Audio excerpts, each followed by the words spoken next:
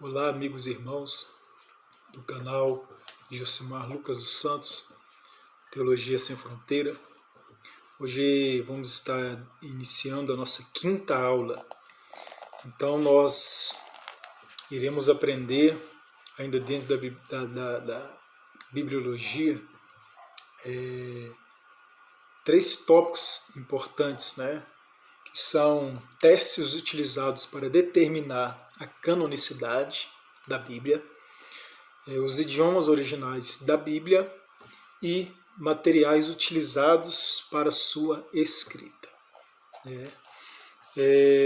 Então, quais foram esses testes utilizados para determinar a canonicidade da Bíblia? Em toda a história houve falsos livros e falsas mensagens, isso é fato. E é de longa data que existem diferentes opiniões acerca dos livros que deveriam ser incluídos no Antigo Testamento. Nos tempos pré-cristãos, os samaritanos rejeitavam todos os livros do Antigo Testamento, exceto o Pentateuco. Por volta do século II a.C., em diante obras pseudônimas ou falsas, em sua maioria de caráter apocalíptico, reivindicavam para si condições de escritas inspiradas e encontravam aceitação em alguns grupos de pessoas. Jânia, depois da destruição de Jerusalém, em 70 d.C., tornou-se a sede do Sinédrio, o Supremo Tribunal dos Judeus. Em 90 d.C., nessa cidade, foi reconhecido e fixado o cânone do Antigo Testamento. Houve muitos debates acerca da aprovação de certos livros, especialmente dos escritos. No período patrístico, havia dúvida entre os cristãos se os livros apócrifos da Bíblia grega e latina deveriam ser considerados inspirados ou não. Essa controvérsia culminou na reforma, porque a Igreja Católica insistia que os livros apócrifos faziam parte do Antigo Testamento, sendo inspirados, o que era negado pelas igrejas protestantes. Então, a Igreja Católica,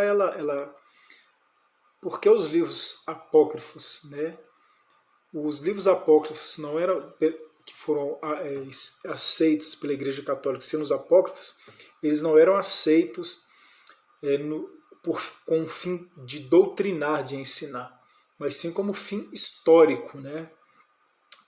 Não vou me aprofundar muito nessa questão porque o tempo não me permite. Então eu vou ler, fazer a leitura, entrar nos pontos principais, mas o que eu tenho, o vídeo, a questão de tempo, então me limita a me aprofundar e fazer comentários e dar muitas explicações. Por isso será importante, quando você curtir e se inscrever, você fazer um comentário lá embaixo, fazer perguntas para mim, depois escrever dúvidas para você sobre algumas questões que eu vou estar limitado aqui então a fazer.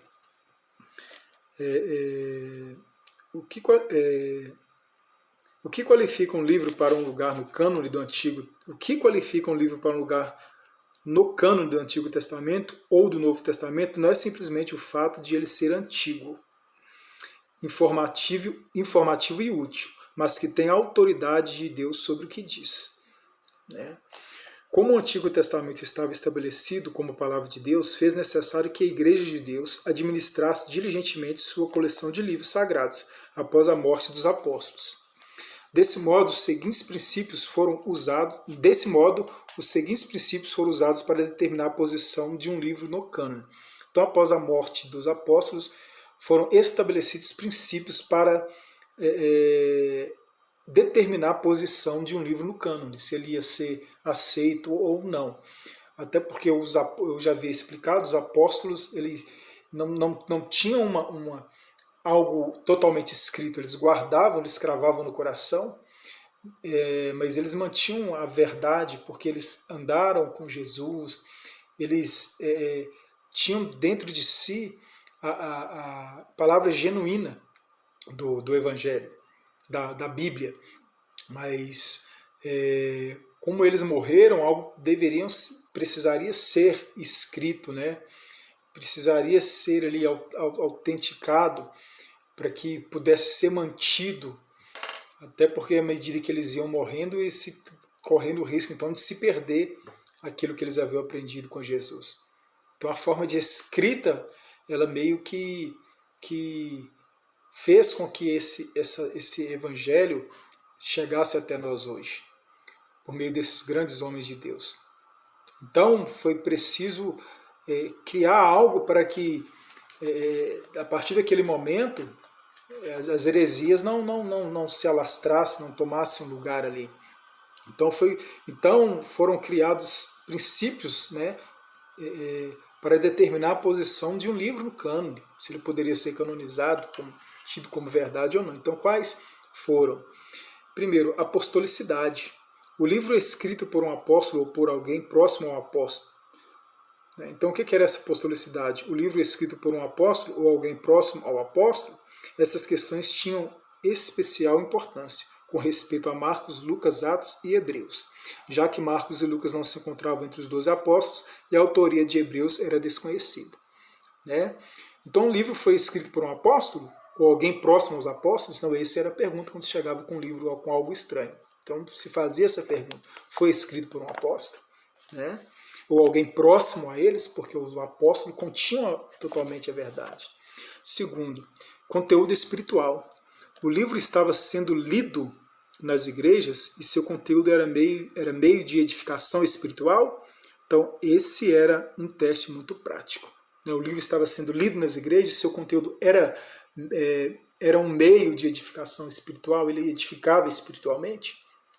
Então era o segundo teste. Terceiro, exatidão doutrinária. O conteúdo do livro era doutrinariamente correto, era uma doutrina correta.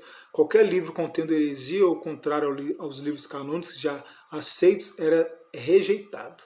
Né? Utilização. O livro fora universalmente reconhecido nas igrejas, sendo amplamente citado pelos pais da igreja. Né? Inspiração divina. O livro dava verdadeira evidência. O livro dava verdadeira evidências de inspiração divina.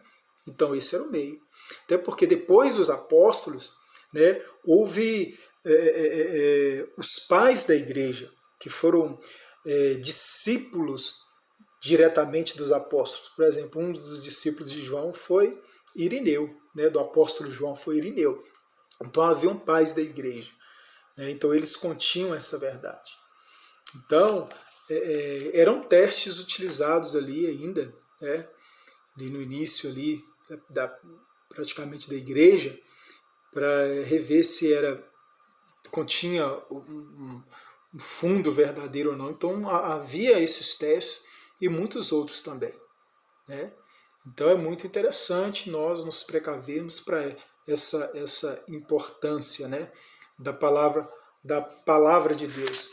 Então, até hoje nós devemos fazer esses testes. Não é aceitar tudo e jogar tudo para dentro da nossa mente. Hoje, com a web, né, quantas pessoas trazem para si informações, já pegam aquilo ali, já engole, não faz uma análise se aquilo é bom ou não é, já engole tudo, já meio que mastiga, né? Não faz uma análise justa se é verdade ou não, já sai comentando, já sai ensinando. Então nós devemos tomar muito cuidado, principalmente com a internet hoje. Então a Bíblia, ela sofre retaliações com a internet. Atualmente a Bíblia sofre retaliações com a internet. Ela é alvejada através da internet. Então nós devemos tomar muito cuidado com aquilo que lemos, com aquilo que trazemos para nós. Porque a Bíblia ainda é modernamente atacada aí pelos meios, os meios da tecnologia, né? Não mudou, apenas modernizou. Então nós devemos nos precaver para isso aí. Amém? Então faça uma análise da Bíblia, não engula tudo que você ouve, não engula tudo que você lê. Então tome muito cuidado, porque a palavra de Deus é a verdade.